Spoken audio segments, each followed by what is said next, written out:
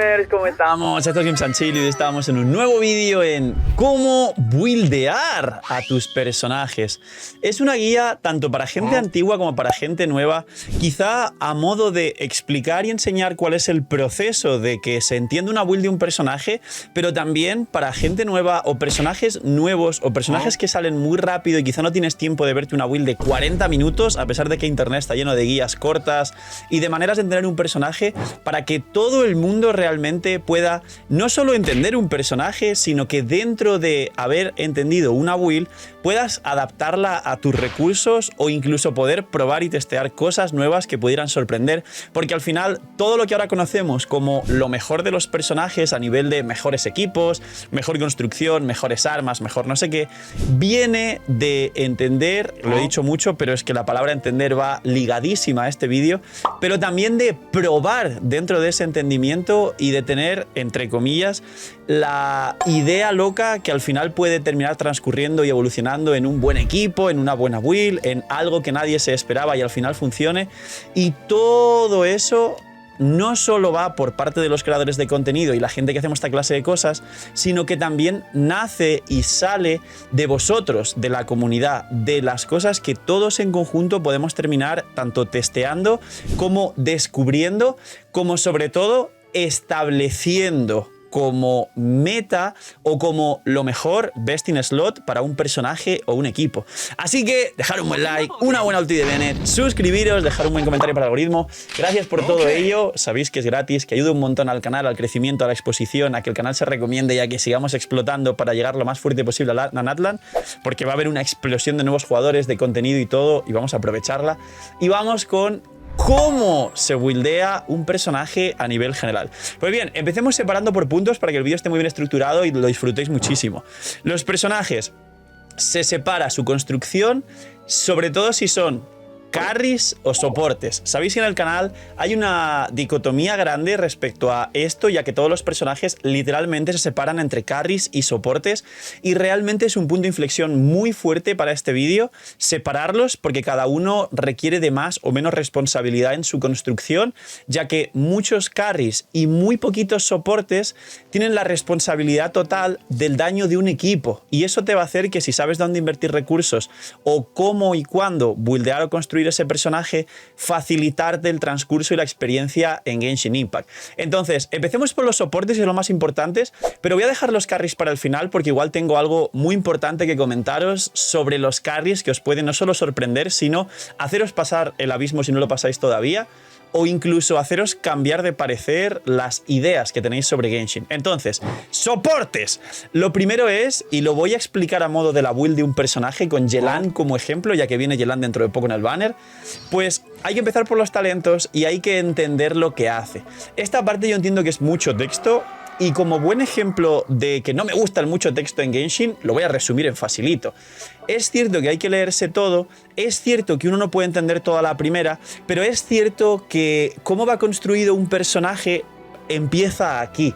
Con lo cual, entiendo que alguien no tenga el tiempo, la capacidad, las ganas o lo que sea de estar viendo todo esto, por eso hay guías, pero el objetivo de este vídeo no es que vayáis a ver una guía para aprender el personaje, sino que vosotros mismos sepáis construir las cosas, con lo cual, como mínimo, hay que ver dos cosas. Uno, el coste de energía de la ulti, porque la ulti es la habilidad más importante de todos los personajes y el coste de energía te va a marcar cuánta recarga de energía necesita un personaje.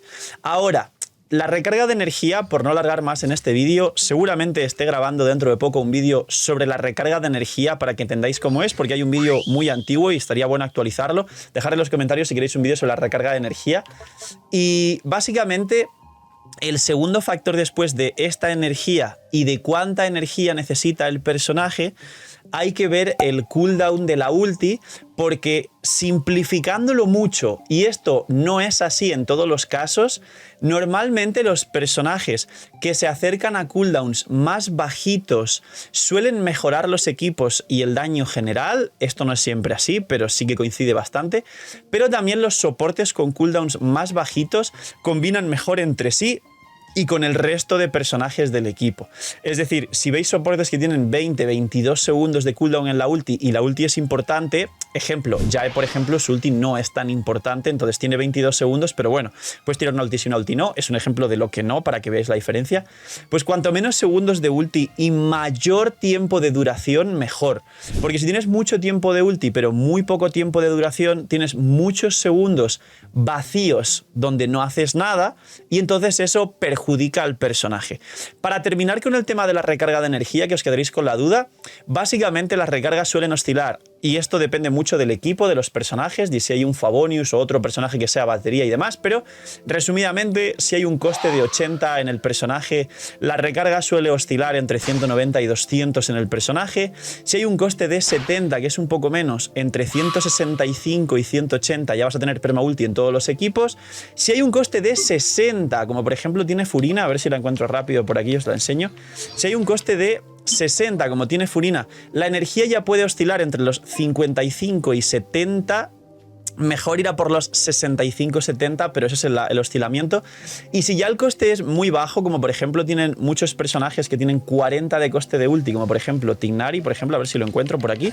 Pues bien, Tignari tiene 40 de coste de ulti. Pues los costes de 40 con que tengáis 20, una cosa así de recarga de energía, en algunos equipos 15, siendo carries incluso, ya vais a tener perma ulti. Básicamente los baremos funcionan así, pero cada personaje oscila entre 20% arriba, 20% abajo, para que lo tengáis en cuenta.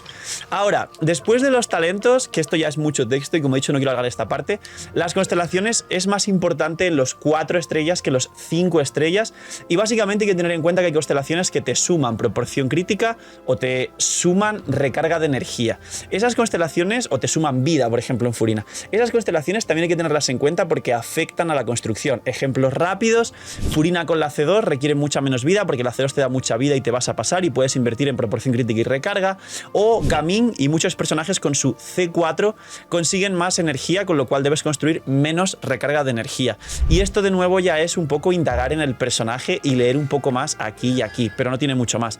Ahora, artefactos y armas, ¿cómo lo sabemos? Pues bien, las armas se separan en dos grupos, como los personajes, carries y soportes, y básicamente las armas te suelen dar ataque base, o sea, te suelen dar, no, todas las armas dan ataque base, pero hay personajes que funcionan con vida y el ataque base les da igual, con lo cual, personajes que utilicen el ataque, hay que buscar un ataque base medianamente alto, y el substat, y aquí viene lo bueno, y la separación de carries y de soportes, puede ser daño crítico o probabilidad crítica, y las mejores armas del juego te dan probabilidad crítica y daño crítico, y además el top 3 de armas, siempre os lo dije, son el Aqua, el Homa y el emblema del mar de Juncos, que es el mandoble de Degia. Son las 3 armas más fuertes del juego y casualmente te dan stats de proporción crítica y stats de... Y el Mid-Splitter también anda por ahí junto con esas 3 armas para que nadie... ¡Filt! Se te ha olvidado el Mid-Splitter. El Mid-Splitter también está por ahí como cuarto mejor arma. Y las substats te dan pasivas que te dan más daño. Este te da daño infligido, el Mid-Splitter te da buen daño elemental, el Homa te da más ataque en proporción a tu vida y el emblema del mar de Juncos te da más ataque y más vida por ciento a quien use la vida. Entonces, esas armas con un valor superior, porque te dan solo stats de daño, normalmente hay que reservarlas para los carries o en su defecto para soportes que dentro de ser soportes sean buenos sub-DPS. Si no es así y la mayoría de soportes son decentes sub-DPS, pero su mayor potencial no es ser sub-DPS, pongamos un ejemplo de los 6 mejores soportes del juego, que son actualmente Furina, Kazuha, Nahida, Yelan, Xianyun y quizá ahí podemos poner un aporte defensivo como Zhongli. Pues bien, si aquí en estos personajes buscamos quienes deberían buscar daño, y lo entrecomillo mucho, Nahida va a triple maestría y tiene que tener un poco de proporción y tal, pero al final con que vaya a triple maestría con recarga funciona. Kazuha va a triple maestría con recarga y no necesita proporción crítica. Furina, muchas Furinas free to play se juegan con Favonius y no necesitan proporción crítica, es un buen sub DPS y hace buen daño, pero realmente lo que aporta Furina es su aplicación hidro y el bono daño infligido a todo el equipo. Yelan tiene un poco más de responsabilidad como soporte porque el bono daño infligido solo es al personaje en campo, pero por ejemplo Xianyun va triple ataque, solo quieres recarga, no quieres un arma de daño. Entonces las armas se separan de esta manera y hay que identificar qué armas son más beneficiosas y nos aportan algo al personaje soporte para que ese soporte haga su función y cuáles son armas de valor alto, de proporciones críticas y daño para reservarlas para los carries y para los sub DPS. Y ahora, el tema más peliagudo del vídeo, el tema más complicado para los jugadores, cómo se buscan, se sustituyen, cómo se filtran o cómo se entienden los artefactos. No sé. Pues bien, realmente, de nuevo, y aquí viene la parte donde dejaría un poco tanto de hablar de los soportes y voy a hablar de los carries, con los artefactos hay que separar una cosa en prioridad muy importante y es si el personaje es un carry o es un soporte, pero más allá de ser carry o soporte, hay que saber si el personaje en campo tiene la mayoría de la responsabilidad del daño en el campo. Me explico. Esto no es lo mismo que ser carry o soporte, pero se parecen mucho. Los personajes que tienen la mayor responsabilidad de daño en el campo, y vamos a hablar de los dos mejores carries del juego, que son Neuvillette y Arlequino, serían los personajes que más debes enfocarte y dar prioridad en construir mejor, porque son los que se van a responsabilizar de los buffos de los soportes para maximizar su daño. Pero, por ejemplo, hay carries en campo que no son los personajes que más daño hacen, como por ejemplo, vamos a poner un ejemplo muy bueno que es Tartaglia o Hayato, a ver si encuentro a Hayato, no sé si lo tengo por aquí, al señor clasista, aquí. Hayato y Tartaglia no son los personajes que más daño hacen, con lo cual no debes gastar recursos ni darle prioridad a su construcción, porque el personaje que más daño hace en los equipos de Tartaglia y Hayato suele ser Xiangling. Otro ejemplo de un personaje en campo que no es el personaje que más daño hace son Tignari y Alhaitham. La mitad del daño del equipo lo hace Cookie triple maestría haciendo Hyperblooms, con lo cual tampoco debes priorizar tantísimo a Tignari o Alhaitham en los equipos de Hyperbloom, por ejemplo, porque más de la mitad del resto de daño del equipo lo está haciendo otro soporte que también debes centrarte en construir bien. Y en la contraparte del ejemplo, en muchísimos equipos, Xiangling, siendo un sub-DPS soporte, es el personaje que más daño hace y deberías meter a Xiangling en la categoría de personaje en prioridad para construir, al igual que se debería meter, por ejemplo, a Jae. Ahora me diréis, Phil, ¿y cómo sé cuál es cuál? Pues básicamente la mayoría de ejemplos de los que os he dicho son esta clase de personajes y los soportes que deben tener prioridad para construirse a nivel de daño, literalmente no tenéis que complicaros porque son Xiangling, Jae y poco más. Hay que matarse construyendo a Nilou triple vida para que te maximice el daño de Blooms, pero poco más en general. Y para terminar, KB es un carry en el campo que haría las funciones que os he dicho de un Tartaglia como habilitador, con lo cual a KB con llevarle triple maestría recarga está bien, pero no hay que matarse a construirlo. Entonces, el tema de la prioridad es así de sencillo. Saldrán personajes que cambien todo esto, efectivamente, pero hay que dar prioridad al personaje que responsabiliza todos los buffos del equipo sobre su daño. Y ahora, esto de si va con reloj de ataque, reloj de vida, Kali de no sé qué, lo simplificamos también. Normalmente el casco sirve para equilibrar tu proporción crítica. Entonces, va a ser muy fácil con el casco ver si llegas a 70 de probabilidad, que es el número casi perfecto y más bonito, y no solo por bonito, sino por eficiente a nivel de coste de oportunidad, por lo difícil que es que los substats aparezcan en Genshin Impact. 70 es la probabilidad perfecta para ni pasarte aunque hagas más críticos y que no estés perdiendo otros substats importantes, ya que solo hay un máximo de aciertos que puedes tener los artefactos y es complicado porque son ítems y el RNG muy puñeteros y lo sabéis todos. Y a partir de 70 de probabilidad, el máximo daño crítico donde no debes pasarte es, como dije en muchos vídeos, 230-240. Esto ya lo he explicado en otro vídeo por qué funciona así, por qué maximizas el daño, por qué maximizas y aprovechas eficientemente el coste de oportunidad de los artefactos y qué baremo hay para que en este 70-240 normalmente se note que esté calculado por Hoyoverse, que te sobre suficiente recarga, suficiente ataque o maestría o vida si es un Neuvillette, una Furina, etc. Así que el tema del casco, en resumen, hay que usarlo con probabilidad crítica o daño crítico si el carry lo necesita para equilibrar la proporción crítica. Ahora, el cáliz, simplifiquémoslo de nuevo. El cáliz en todos los personajes que necesiten daño general, es decir, Neuvillette, Furina, Raiden, y estoy diciendo estos tres personajes por algo muy concreto porque se ha comentado de manera muy errónea y muy poco acertada y perjudicando mucho a los jugadores que si Kali de vida, que si Kali de ataque. Eso no funciona así, pierdes y restas mucho daño. Y el cáliz, para que aprendáis, por defecto y en todos los casos tiene que ir bono de daño elemental del elemento correspondiente del personaje. Punto. ¿Cuándo no se usa esto? Cuando el personaje es un personaje que va triple algo porque es un soporte que su función es así. Ejemplos: Kazuha, maestría; Kuki, maestría; Nilou, vida; Xianyun, ataque, porque Xianyun va triple ataque por sus bufos y en ningún caso Xianyun va con proporción ni nada de eso raro. Entonces, fuera de que un personaje, como por ejemplo aquí Chebrush, tenga que llevar triple vida porque es su manera de funcionar, ya que como soporte funciona así, o por ejemplo un triple defensa Gorou o algo así, todos los personajes que vayan a daño como sub DPS o como carries deben llevar su cáliz correspondiente o daño elemental. Es el cálculo en máximo daño por rotación y eficiencia de substats. Y por último, el reloj, ¿qué es lo que debe haber para saber qué debo llevar? Básicamente, si el daño o la mecánica principal del personaje escala con ataque o con vida, es lo que hay que llevar. Hay muy pocos personajes y cada vez menos a día de hoy que se pueda recomendar llevar reloj de recarga porque les falta recarga. De hecho, estos personajes son personajes de la 1.0 que Hoyoverse aún estaba recopilando datos para poder sacar luego mejores personajes más balanceados, y sacó personajes desbalanceados. Los 3 personajes a día de hoy que más se suele recomendar, muy entre comillas, con reloj de recarga son literalmente Xiangling, pero si llevas Xiangling de catch no hace falta reloj de recarga, puedes ponerle reloj de maestría o de ataque, eso se hablaría en la build de Xiangling. Bennett, que no lo estoy encontrando por ningún sitio, pero aquí está Bennett, pero realmente Bennett con un arma que te dé recarga o sin arma de recarga ya alcanza 180, 190 y puedes tener perma ulti con reloj de ataque, pero Bennett se recomendaba con reloj de recarga. Y por último, Raiden no va con reloj de recarga en la mayoría de casos. La mayoría de casos, si llevas un decatch o su propio arma, llevar reloj de ataque, y es best in slot reloj de ataque. Pero bueno, más historias se ocurren en la comunidad un poco por tratar de buscar la solución cuando los artefactos no ayudan. Es la explicación que le veo. Y Beidou. Beidou es otro personaje de los que se recomendó en la 1.0 con recarga y a día de hoy no funciona muy bien y es complicado conseguir suficiente recarga si no llevas un arma de recarga. Esos 3 serían los únicos personajes que objetivamente deberían llevar reloj de recarga en alguna situación. El resto de personajes nuevos a día de hoy con reloj de recarga no ayudan mucho.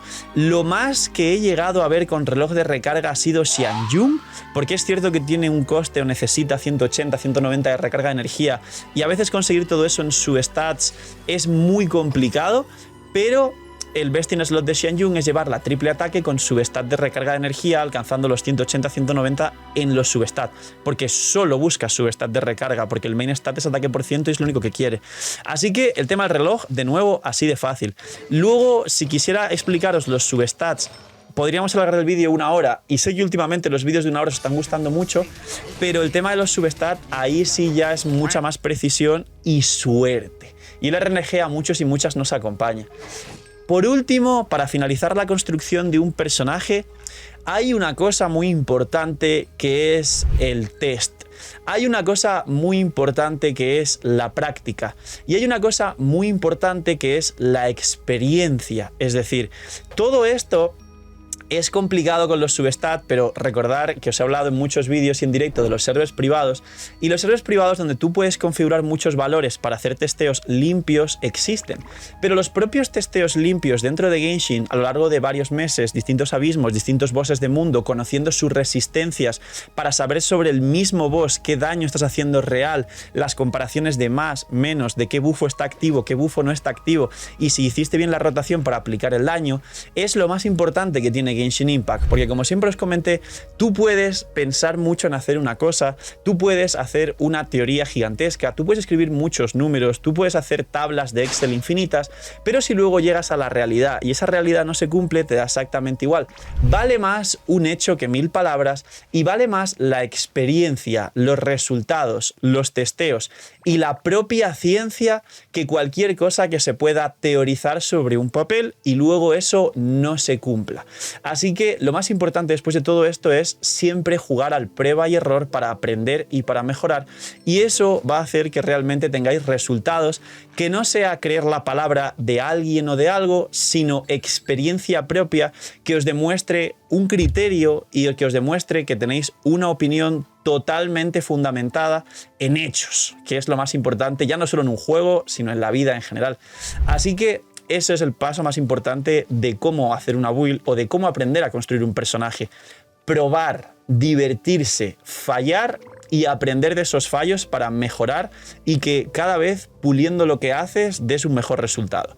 Poquito más, dejar un buen like, una buena ulti de Bennett, suscribiros, dejar un buen comentario para el algoritmo. Gracias por el apoyo y por la exposición del canal. Vamos con todo con Natlan para explotar, gente.